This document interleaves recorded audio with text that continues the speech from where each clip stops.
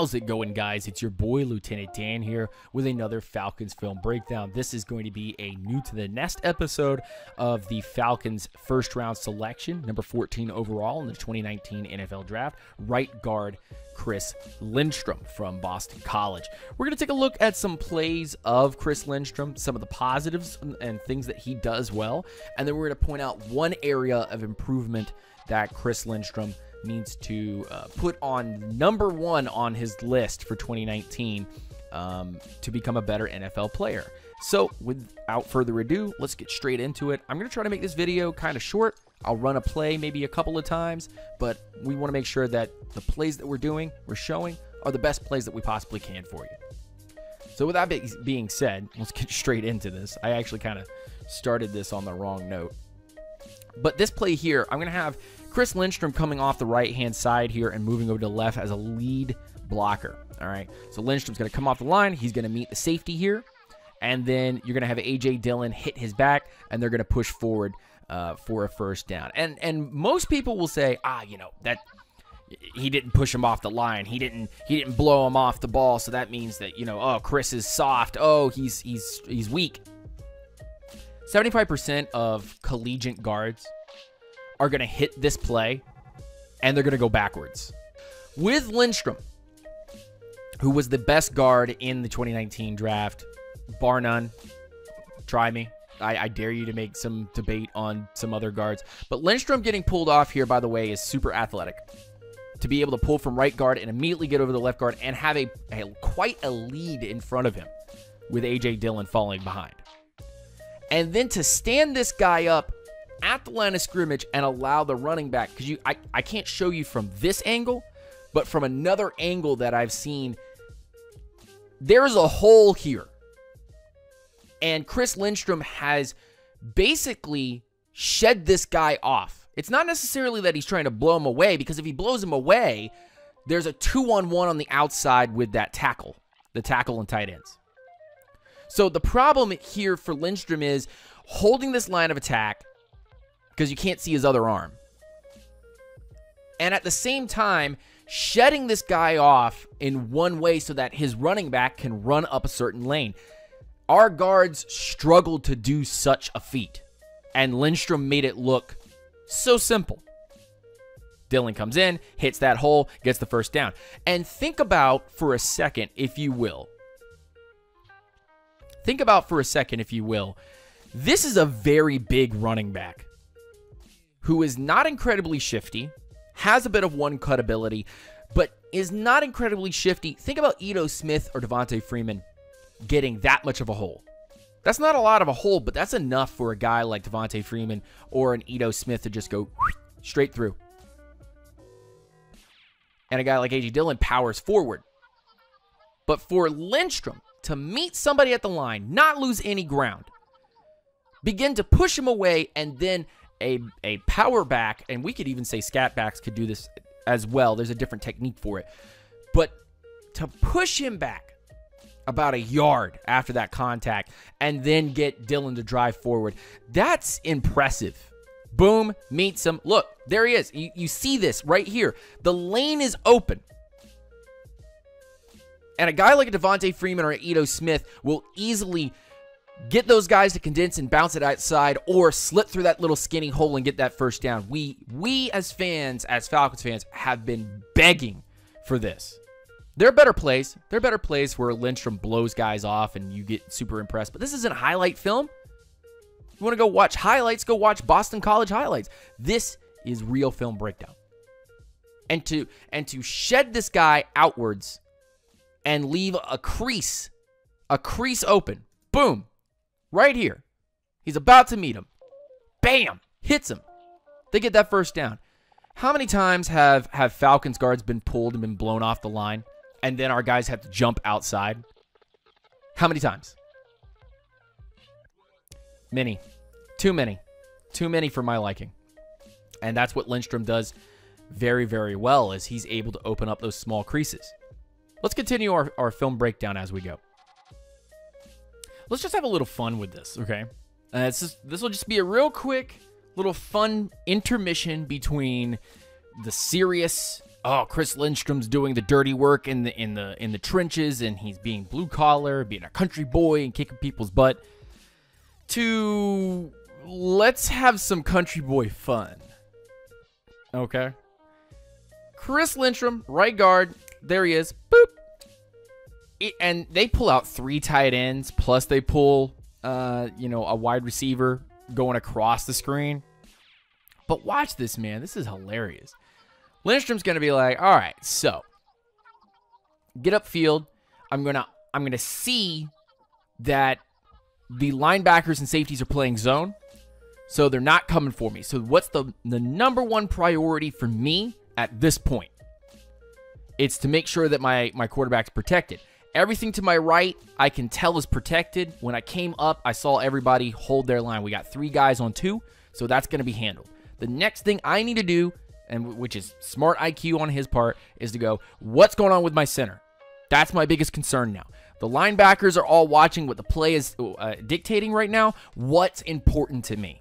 And what's important is to see over here that, oh, my center's going one-on-one. That should never happen. My center can do dirty work. My center can do things. He's the leader of this offensive line, but I got to make sure that his load is never, ever more than he can bear. Even if he can handle it, I need to make sure that he's not doing a lot of work because he's already hiking the ball, calling out plays. He needs someone to protect his butt. If the tackles are the bouncers of the club, and the center is the DJ of the club, and the club is the QB, then the guards are the muscle that the club calls to beat somebody up in a back alley. All right? And here's Chris Lindstrom going, it's a one-on-one. You know what I should do? Poof, just destroy this guy.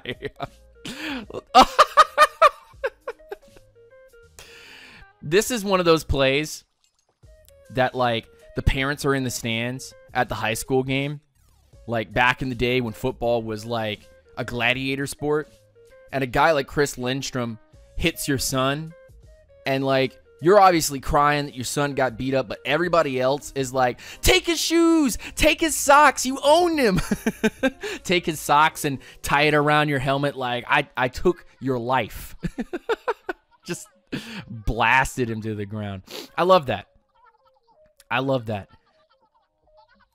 There is one thing, one technique that every player at the NFL level has to learn in order to play at a high level in this league, in the NFL. And it is something that every scout is going to tell you that's more important than anything. More important than your attitude, more important than your physical traits, more important than your mental traits, more important than, the play calling, more important than the speed of the game, more important than beefing up or becoming, a better athlete. And it's something that Chris Lindstrom continues over and over and over in small instances every single game. I could show you UMass. I could show you Clemson. I could show you FSU where this happens. And this is the thing that I want Chris Lindstrom to learn. Timing. Timing. And that timing will help with better angles, not being overly aggressive and shooting yourself out of a play, not being overly aggressive and leaving an open gap for someone to attack your quarterback. Timing is everything. And that is what I'm trying to put across, that Chris Lindstrom needs to learn better timing. The timing and the symbiotic relationship between the O-line and the running back. If the running back's running too fast, then the O-line won't be able to set up. If the running back is running too slow, the O-line won't be able to hold fast long enough. And again, also on the O-line's part, if they're too aggressive, the running back has to speed up. And if they're not aggressive enough, then they get dominated, and then the running back has to be overly creative. It's the same thing with the quarterback as well. I've gone too long with this explanation. Let's get on to the film. I'm so sorry. Lindstrom at right guard. Going to move up and take on this safety or linebacker. And what's going to happen here is Lindstrom's going to get up here and he's going to miss his block. And you go, but Dan, there's plenty of guys that miss this block. And why are you taking away from, what is it, Cedric Redwine or one of the other Miami safeties? Why are you taking away from them? They did a good job. They cut in the angle. They cut across.